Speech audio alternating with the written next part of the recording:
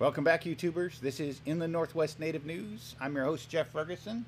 Schleufer from the Coeur d'Alenes. Schleufer from the Coeur d'Alene Tribe. All right, thanks again for joining us, Irv. How's your morning going? Pretty good. I'm starting to adapt into getting up and doing something this early. Oh, other than laying there watching the news. Yeah, well, you know, I think it'd be especially challenging in the winter when we had all the snow and that kind of thing. I don't know that I'd be doing it. So anyhow, yeah, we had a little bit of discussion going on earlier, and I'm going to put up one of your pictures just because we have the opportunity. Margot will be back on Monday with us, but we have you here, and we have this cool picture. Maybe you could tell us a little bit about this picture. Yeah, where did you take this one at? That was the Wild Horse Casino down there in Pendleton. I think that was in 2017. I've sometimes do a little bit of editing in the background, because normally right behind those guys there would be some of those little booths and stuff like that. And ever since I saw that particular picture, I wanted to. I really wish that I could get all the Indian people out in a pristine area with some nice foliage and stuff like that around, so I could just get it more of a natural state. Because it's hard to do. Riverfront Park, you can get some fairly decent shots where I can Photoshop out some of the booths and stuff in the background, but there's better open sky, and there's some of the trees and stuff down there really offer something for the background. But yeah, that's got a real surreal look to it. I always like that one. Yeah, I do you know the dancer? Do you know who the dancer is? No. Couldn't catch up to him, huh? No, I had no idea. Yeah, I know sometimes they can disappear into the crowd by the time, if they go off that way and you're off this way and they're bringing in more dancers, you got to go all the way around to try to catch up to them, and by that time they're either undressed or back at their camp or whatever. Well, so with the infrared, it don't look like that when it comes out of the camera anyway. So you got to go all the way back to Spokane and spend hours going through all the pictures and process them, and then finally when you see it, you go, wow, that's really cool. So, but in Indian country, if you put it up there, somebody's going to know who they are. So oh yeah, it gets back to them. I've talked to people before, people I don't know, and it's, I got a website, and they'll pull out their cell phone and they got all these pictures of their kids and their family that I've done. So they're pretty good at sharing that stuff around. I've had, on my 2 different websites, I've had over 1 million views on each one, and I can't help but think that once when they copy those pictures and then share them out there, the views out there in the world are probably higher than what my website ones were, and at least the same, but probably higher. Yeah. And so they do get passed around pretty good. Yeah, I've seen your pictures all over. I've seen people that have shown me them on their phones and on their computers, and I've seen them hanging on the walls and a bunch of different places. So yeah, they definitely get out there. The moms really appreciate that stuff. Yeah, they do. You give them opportunity to see something that they don't normally see, and that's kind of cool. So yeah, kudos. Hopefully, are you going to do another show? You working on another show for the Mac or something? No, I have not. I've been kind of ages kind of making some things ache and creak and stuff. So I was going to take this year off anyway, and so we'll kind of see how things go. But I have not been looking for. I'd really hope that some younger person would look at that and really take it a step further. I do have other ideas that I've never experimented with, and so I could share ideas with that. But there's stuff that I know I'm never going to get to it, but I think there would be some pretty cool stuff. And yeah, I always hope that some younger person would see it and go, I like that. All right. So. Yeah, I'm sure there's somebody out there that's seen that and said, yeah, I know I did. I got my camera converted to infrared. I just haven't been able to shoot it. Haven't had anything really cool that I wanted to go shoot, and not when I had the time anyhow. Now I got to make some time. Even in the snow, I mean, there's wintertime is not the best time because the sun is so low in the sky, but you can go up on Mount Spokane and stuff and get some strange looking stuff with snow on the trees and stuff. So it's there is stuff you can experiment with if you got the time. Yeah. All right. Well, we better keep moving along. This is Inland Northwest Native News. If you have never joined us before, we're covering news and events for 11 tribes of the Inland Northwest, all the way from the Colville tribe on the west side to the Blackfeet on the east side, down to the Warm Springs and Umatilla down south, and up north to the Kalispel and Kootenai, with the Spokanes, the Nez Perce and Coeur d'Alene, kind of everybody in between there, Yakamas. But we are covering stories on a local, regional, and national level and how they affect you in our Inland Northwest Indian country. So we have a story. This one is kind of on a. This is kind of a groundbreaking story. I thought was pretty cool. I hadn't heard anything like this before. New Mexico State Senate passes hair discrimination bill. So this one is coming out of the Associated Press, out of Santa Fe, New Mexico. The New Mexico State Senate has passed a bill that would prohibit discrimination based on traditional hairstyles and head coverings.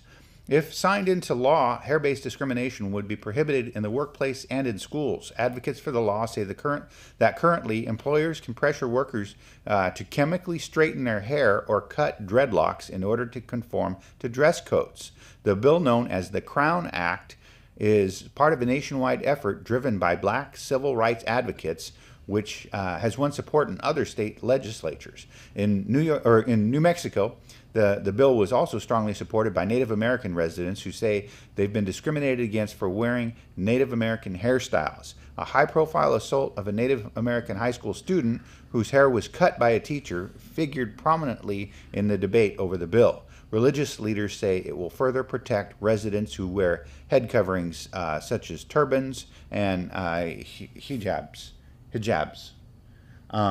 So I have another picture a little bit closer in. So yeah, I think this is a great step in the right direction. These guys have really nice, thick braids, and I wish I had that kind of hair.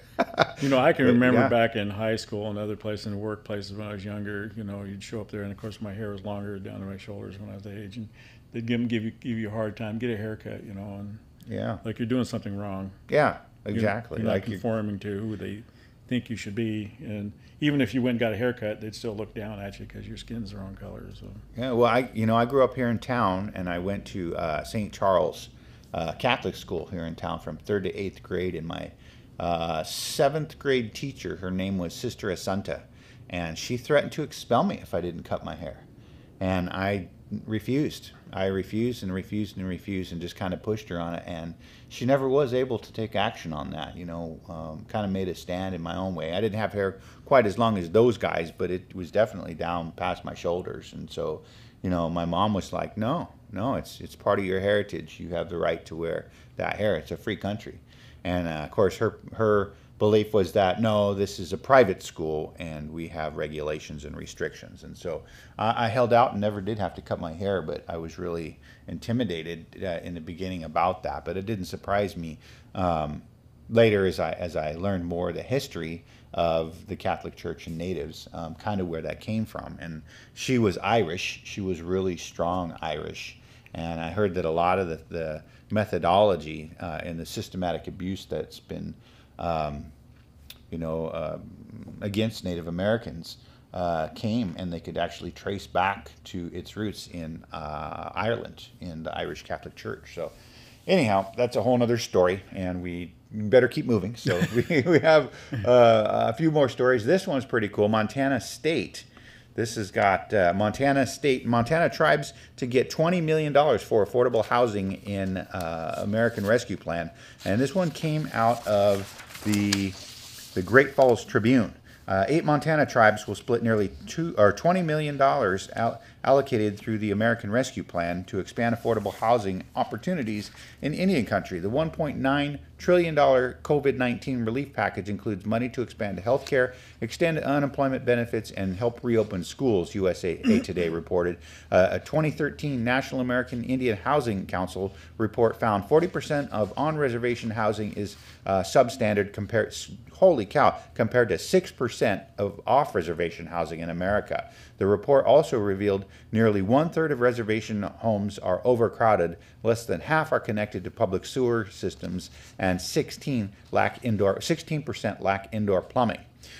This particular bill, here's how the $20 million for affordable housing will be distributed among tribes in Montana.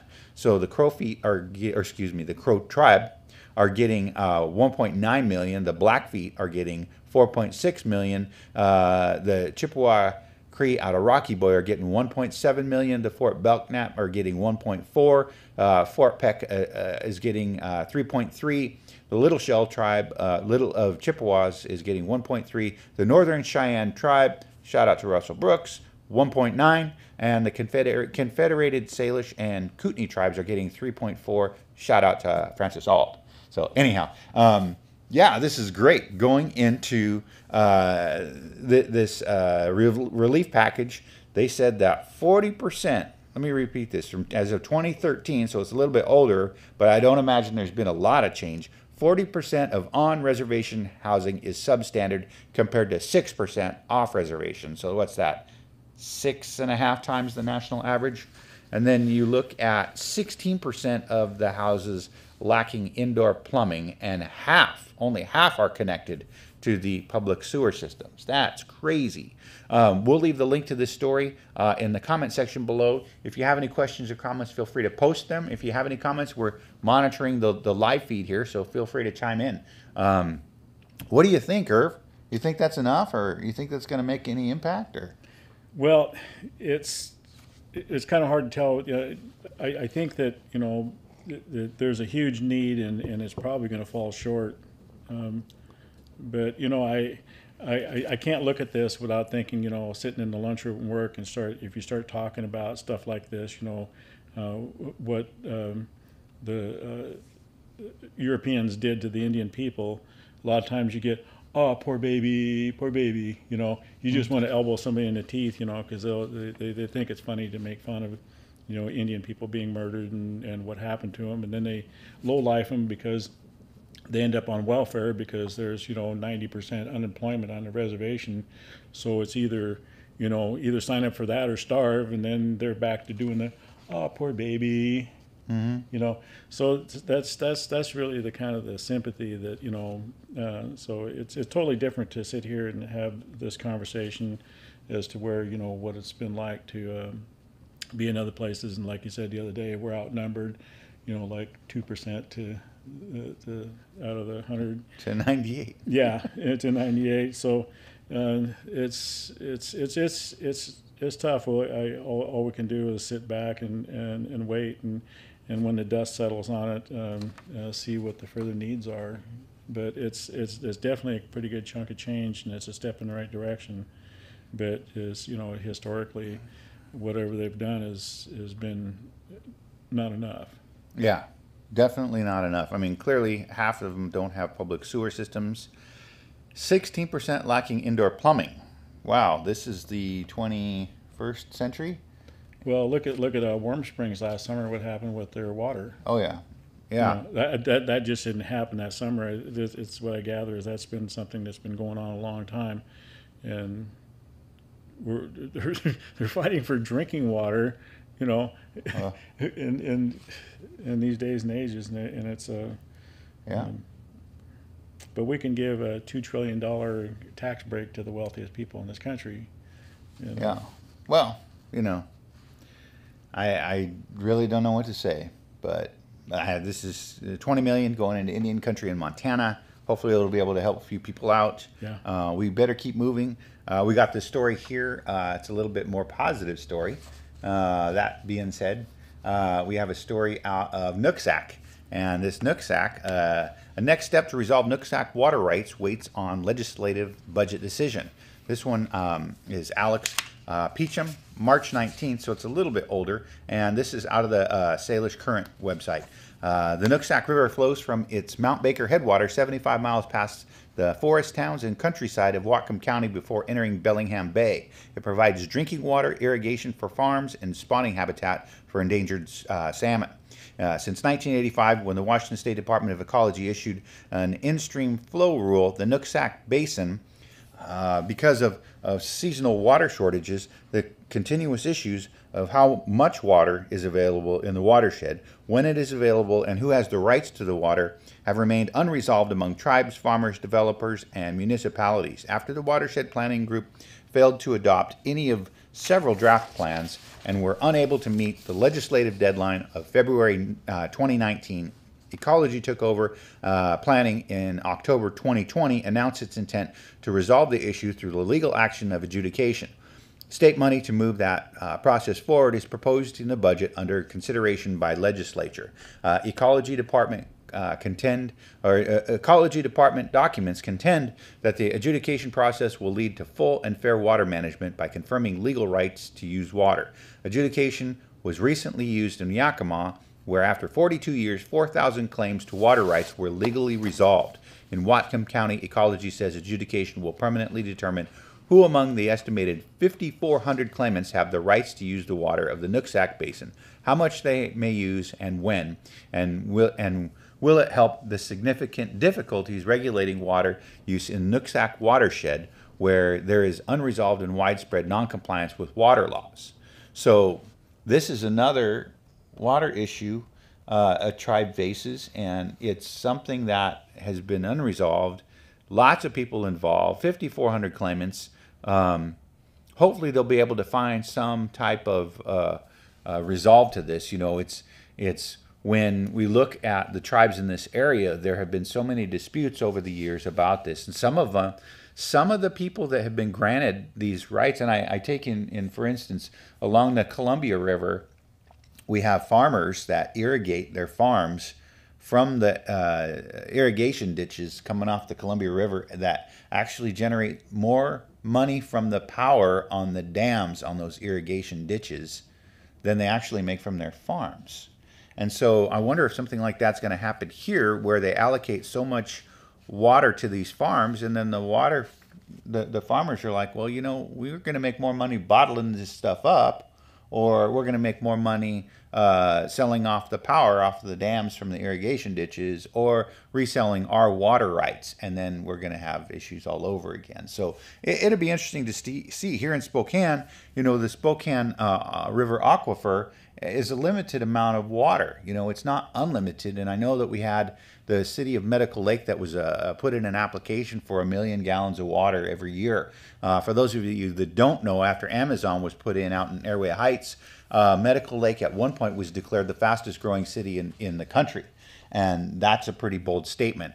But with that comes a water need, and those water needs, you know, I had this conversation with one of the guys down at the city, and he said what happens is they initially go in, and it's something that their infrastructure is not set up for, and so then they have to process that, and not only that, but I also heard that they'll start asking for 1 million, and then they'll come back the next year and ask for 2 million, and before you know it, they're taking 5 million gallons of water annually out of our aquifer. And what are we going to do when that aquifer dries up?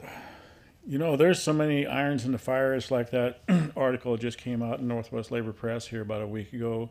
Down in the Columbia Gorge, they're going to build these reservoirs where the dams are going to be almost a mile long. So they're going to use solar and wind to run the pumps to pump the water up to these reservoirs, and then the water running down those steep cliffs are going to run generators to create power for up to 1 million homes. So this stuff is all over the map. So I guess they can pump that out of the Columbia River if they're putting it right back in. But you know, I have a cousin that lives in northern Colorado, where it's illegal to put up a rain barrel. Oh yeah, I've heard that. When I heard that, I was like, are you kidding? Because that rain actually belongs to the people with the water rights. Mm. You can't save that I mean, you're going to dump it in the ground anyway, maybe to put in your garden, but you can't catch it and hold it for a while. So Yeah. So it's getting serious. Well, you know, and I think those kind of I think those kind of rules and regulations come into play when you have people that are capturing massive barrels of water, and so the small individual homeowner can't do it anymore. So you know, if you take somebody who's catching all of this rainwater, and that's usually what happens. Is it kind of gets blown out of proportion. Somebody exploits that, and then they got to regulate it. And then because of those regulations, then, when I was a kid, I would have never ever thought in a million years that I would go into the convention center downtown Spokane and see $5 bottled water in the vending machines. Even today, you expect to pay something, but $5 for a bottle of water, yeah. But it's crazy. I remember hearing a long time ago, an old man told me once, in the future, water will cost more than gasoline. And I was like, no way. There's no way water could ever cost more than gasoline. And now, for sure, that $5 liter, I guess there's how many liters in a gallon? That makes water, what, $10, $15 a gallon? If you're buying it like that, that's crazy. So even if you go and you buy the Culligan stuff, can be real expensive compared to gasoline. So anyhow, we better keep moving. We have this story here out of the Tahltan Nation. They are standing up for their rights. So the Tahltan Nation evicts Doubleview Gold from territory over refusal to respect Indigenous laws. This story by Matt Simmons out of the narwhal.com or narwhal.ca. I guess that's California. The Northwest BC First Nation served notice to mineral exploration company after the firm refused to agree to meaningful consultation while continuing to drill in a culturally important area. The Tahltan central government is evicting Doubleview Gold Corporation from its territory after the mineral exploration company refused to respect Tahltan laws and policies. Last week, the government issued the company a notice of opposition and said it will do whatever is necessary to make sure the company leaves the territory. They've been the most ignorant, tone-deaf, disrespectful operators in any industry that I've ever come across in Tahltan territory. Tahltan Central Government President Chad Norman Day said in an interview, the Tahltan Nation is Northwest British Columbia is generally supportive of mining activity and is known for its collaborative approach to working with industry.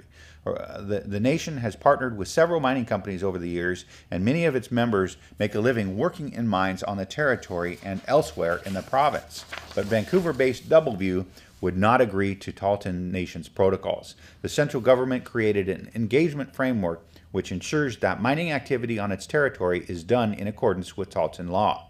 The framework requires companies to meaningful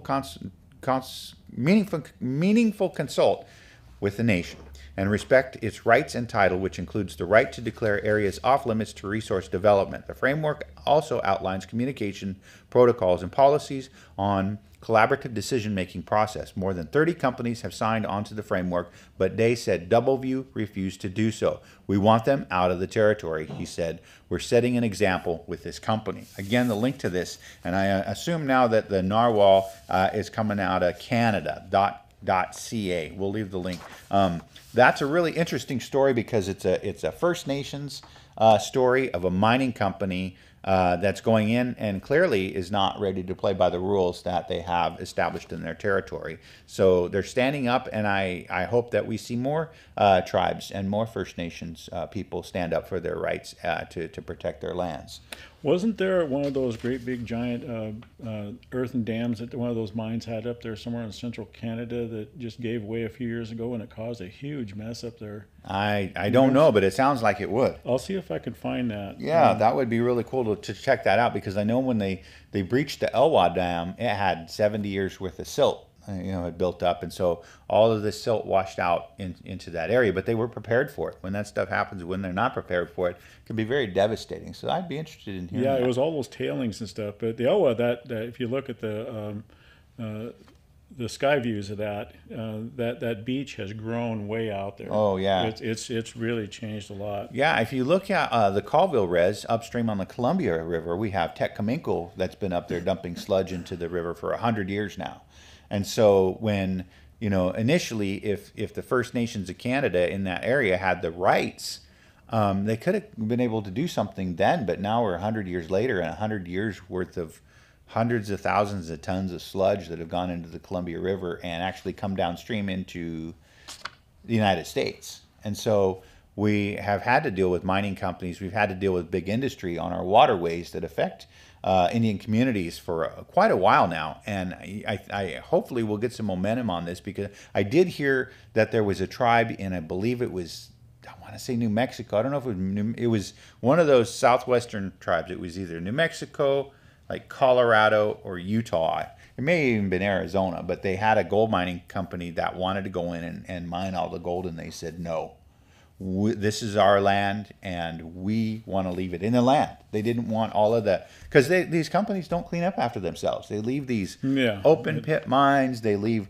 oil will be okay. The tailings. They leave all that stuff, and they didn't want to have to deal with all that, so they said no outright. So hopefully there'll be some momentum with that effort and hold these mining companies accountable, because that mining is so destructive. Something I've thought about for a long time is like the Eddie's Hook. They call it the spit in front of Port Angeles. It runs out to the harbor about a mile long. Mm-hmm. That used to be a sandbar. The Indian people used to go out there and dig clams. And, of course, they paved over it, and they put the breakwater rocks, and then they put the Coast Guard base out on the end. So it pretty much took away that whole cultural harvesting of their seafood away from them there. Well, I've been out there. It's a pretty cool place. Yeah, it is. It's the very point of it is about a mile from shore, and we used to live on the bluff directly off the end of it. That's where I grew up. So, I suppose maybe ask those people one of these days. I mean, I've never been out the very end because the Coast Guard base is there, but I don't know if there's actually any sand out there that's visible anymore. So if they wanted to be social with the Indian people, yeah, we'll let you go out there and dig some clams once in a while. I don't know. I when you look at it, because I get shots out. I go up on the tower out there, and you can get shots of it stuff, but I don't see any sand. It's all rock. Big rock. Yeah. Yeah, big boulders and stuff. And I guess that's to keep people from docking there at the Coast Guard station or whatever. Well, yeah, there's big storms that come in, but that whole Eddie's Hook was formed from the Elwha River, from all this silt and stuff that formed all that sand and everything. And there's other spits like that down around Dungeness. I did not know that. I've been to the Dungeness spit, but I didn't know that came from the Elwha River. That's really cool. I'll have to remember who knows what's going to happen, even with Eddie's Hook, or, years down the road, what might happen down to Dungeness with the sandbars down there. Yeah. Well, we'll have to keep an eye on that. And next time I head back over there, I'll have to check it out, because that's cool. It's a beautiful area. We better keep moving along. We have a story out of the coast. Speaking of coastal tribes, this one is these guys. They're the Puyallups. The Puyallups Estuary, and new elementary school named in honor of Puyallup Tribe. This one out of the Puyallup Tribal News. This is Gig Harbor City Council and Peninsula School Board recently approved names that honor the Puyallup Tribe. This one came out March 16th, so it's a little bit older, but it's reporting on what happened on February 25th. The school board voted to name its new school Swiftwater Elementary. It is at 10811 Harbor Hill Drive in Gig Harbor. The name Swiftwater is taken from the translation of Gig Harbor's original Native American inhabitants. Now, I cannot pronounce that. Ebabs? Don't look at me. Hey, you're over there with those coastals. And their connection to the swift currents of the Narrows Passage. The school district posted in a news release the Swiftwater Band of the Puyallup Tribe gifted a native building recognizing that the settlers need one to teach their children. On February 22nd, the Gig Harbor City Council voted 6-1 to rename Austin Estuary to, I can't pronounce, Twalket Estuary. The 7-acre estuary is in the North Creek watershed and includes the area around Austin Park and Donkey Creek Park. It's restoring the original village site name, which has never been done in Gig Harbor, said Puyallup Tribal member and land use planner Jennifer Keating. The resolution in part reads, whereas the city recognizes and honors the fact that Gig Harbor is built upon the homelands and villages of indigenous people of the region, better known as the Puyallup translated to the Swiftwater people. I'm going to have to ask some of my Puyallup friends what this means, because I don't want to keep pronouncing it incorrectly. And whereas the land surrounding the estuary of North Creek was the location of a longhouse of the, I'm just going to say people because I can't pronounce it. And the area was vital importance to the people for salmon fishing, clam and oyster cultivation, and canoe carving. The city council agreed to use the Twilshoot seed for the signage and not use a phonetic spelling of the translation for the new name. In English, it means place where game exists. The Tribal Council Historical Preservation Language Program and Land Use and Planning Department all had members who served on the city's ad hoc advisory group who proposed the reclaimed name. Bean and Keating were also involved due to their roles at work, but they are also Gig Harbor residents. I was moved beyond words, Keating said. This is something that has been so desperately needed in Gig Harbor community for so incredibly long. There's been this old thought that when you teach tribal history out there, you're replacing Scandinavian history, and that's simply not reality. Native history is Washington state history. We can no longer look at it as an option to teach that history. It is history. Bean said she raises her hands to Keating for her leadership and work on the Gig Harbor efforts. So I have another photo here of the area, and we'll share this one with you. This is this is the estuary here, and that's where they're renaming it. It's right there at the water, which is a really cool place, and it's about darn time. You know, the Puyallup people are such a significant people in that area. They have a huge economic impact. They have been fighting for the water rights and the fishing rights, and trying to fight the environment or fight for environmental protection. They've been trying to keep the LNG, the liquid natural gas tank, out of Puget Sound for several years now, and I know that's been their biggest challenges. But I raise my hands to the Puyallup Tribe for all the work that they do, and it's about darn time that Gig Harbor steps up and decides that they're going to do something about this, because it's far overdue. So anyhow, what do you think, Irv? I haven't been up around there for a long time, so I'm kind of really out in left field with all the issues going on there. But I would wonder too, it was like Inslee here just not too long ago looked out from, he lives somewhere up in that area, and he said the water's clean. And I didn't realize until then that for decades, Vancouver Island had been just dumping raw sewage right in there. So the ocean water was always murky and dirty looking and stuff, you know, and I, why did that take so many decades, and what kind of effect would that have, you know, on everything that they're doing there? Well, we can't visually see everything in the water, you know, between the tire dust and the particulates from plastic and the pesticides and all that in there. It's just, you know, it's devastating to the water. Somebody said something one time that really stuck with me. It says, the ocean is downstream from everywhere. Yeah, and now that they're saying the thing that they're saying that there is no place. How are they saying this? I watched this in a documentary last night. They were saying that away doesn't exist. When we throw things away does not exist. There's no place. It all ends up in our oceans. It all ends up in our landfills and our air and all of that. We really need to keep track. And really the hyper-consumerism is what we need to really control in order to get all those plastics and stuff out of the water. So anyhow, that's a whole nother story. I have this story here also on the Puyallup Tribe, and they did a little jamming in the parking lot, and I wanted to share this. This came off of the Puyallup Tribe's Facebook page, and they were doing this out there. I thought this was kind of cool. They like to get involved in the community, and this one, they were serving food out there. They set up speakers out in the parking lot, and then they had Elvis show up. Elvis came out that sang a few songs, and they had people cruising around making sure everybody was safe. But they're just always there. This is Annette Bryan on the left there in the red mask. She's one of the tribal councilwomen, and I think that's Keating that our story was referring to. But Annette Bryan is truly a water warrior. She's one of the people that led the fight There's another one of the people that participated. But Annette Bryan here is one of the water warriors that led and is leading the fight on the opposition for the liquid natural gas. So we raise our hands to Annette Bryan and the whole Puyallup Tribal Council. They're very innovative. They're cutting edge as far as pushing the forefront of what Washington tribes can do. And I hope we can find more leaders in Indian country to help further enforce our sovereignty and our rights and treaty rights. A lot of tribes in Washington have treaties, and so these are the people that are helping to make all this stuff happen, and it's really cool to see what they're doing there. So it's amazing the things that people do to trash this planet. It's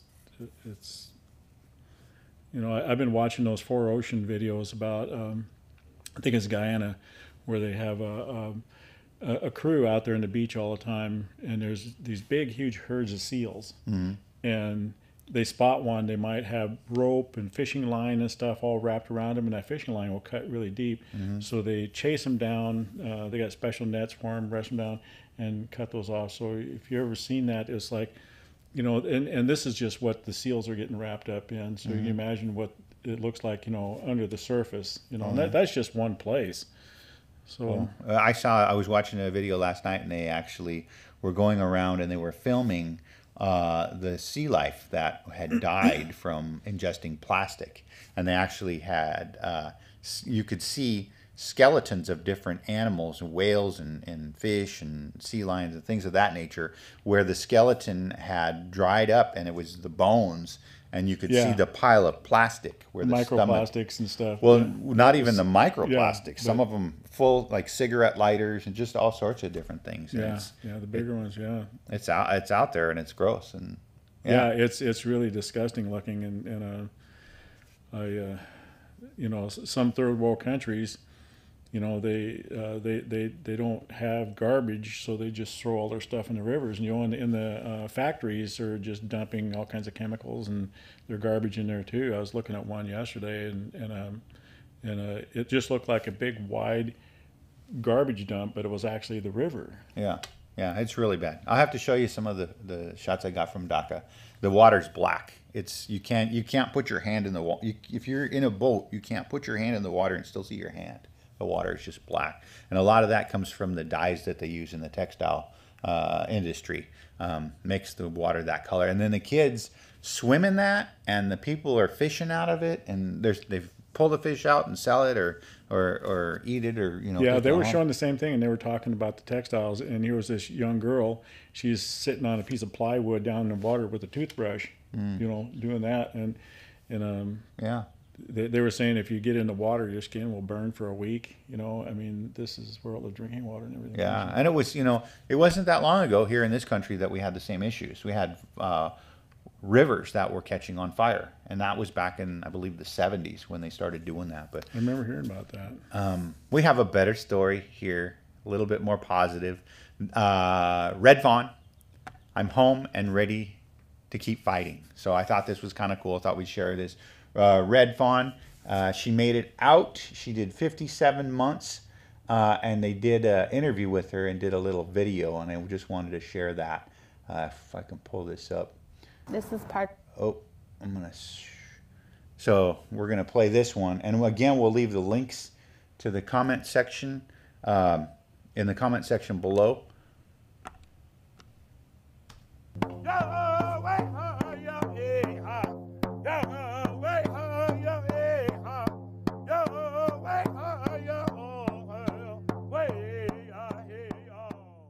I went to Standing Rock in August of 2016, where I resided until I was arrested on October 27th. March 5th, I completed the incarceration. I was released from inmate custody, given discharge papers from the Federal Bureau of Prisons, and they wished me luck. It's very significant, very heavy duty what we're going through with Red Fawn. And I have to escort her home. I have to ensure. She keeps telling me, no, I'm driving myself. No, I'm going myself. No, she's not. I'm taking her home. I'm taking her home. I am a matriarch. I will make my demands that she's safely returned to her family, her tiwahe. I keep telling myself, like, one step closer to home, one step closer to home. And this is part of my home here in the Black Hills and along this river. I swam in this little creek all growing up, and you know, in these hills. And I'm going to be visiting my family in Pine Ridge later today. And as you know, my uncle told me, he said, don't internalize any of this. Remember who you are. He said, and that's all there is to it. There's no ifs, ands, or buts about it. You don't, everything that they said in court, all that stuff that they came at you with, you let it go. You leave it right there, and you know, you walk in the way that you know how. And don't internalize none of this. And this is your 4-year ceremony. And when you come out, we're going to give Wopila, because Tunkashila took you and sat you down and, you know, gave you time to really focus on prayer and working on yourself so you can do good things. We're in this age now. You don't get to hide your face no more. You're already out there, so walk forward in a good way, in a humble way, but in a good, prayerful way, and Creator will take care of the rest.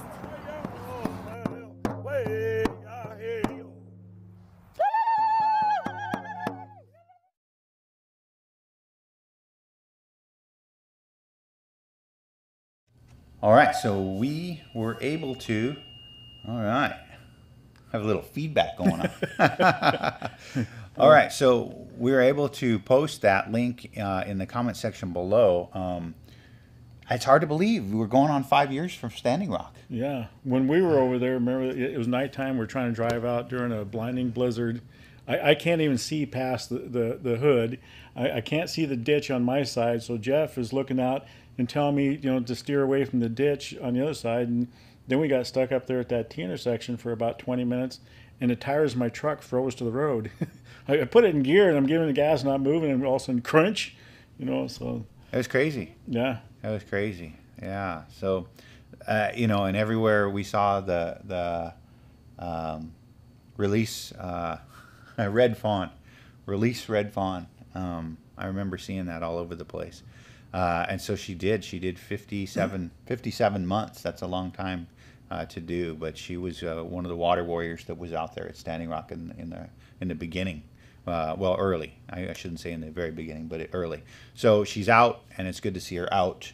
It's good to see that she still has the fighting spirit with her, and we wish her the best and wish her family the best. So yeah, so she was locked up for the whole Trump administration. Yeah, and now she's got someone that's actually going to relate and actually help. Yeah, it'll be interesting to see. I don't think we've heard the last of Red Fawn. I think we're going to see more of her as days go by. So anyhow, we're about out of time. Well, there's one last thing. Oh, Kathy. Oh yeah, Kathy. I Googled Kathy yesterday about these two mass shootings, these last ones, and she finally had a comment in an article yesterday. So this has gone on for, you know, well over a week, and she said her heart breaks, and we need to pray for the victims and their families. And I sent that to my friend Howard down there in California, and he responded, and he goes, yeah, like praying has done so much so far, and like it's helped so much so far, and that's about all we ever get out of her. I mean, it's always the same thing in one form or another. I mean, the only difference this time is she waited for over a week to say anything, and it was actually in an article that was about earlier this month on the 11th. Her and Newhouse and some of the other ones voted down to expand background checks. Yeah. So yeah, we'll vote down background checks, and then we'll pray for the victims at the same time. Yeah. Yeah. I don't even know, man. She steps into the limelight when things are good, and then she goes back into the shadows when things aren't so good. If she tries to take any credit for anything that come out of the stimulus, call her office. Call their office. Yeah. So I think that's about it. Thank you once again for joining us. We'll be back on Monday morning. Inland Northwest Native News. Like and subscribe. Let's see here.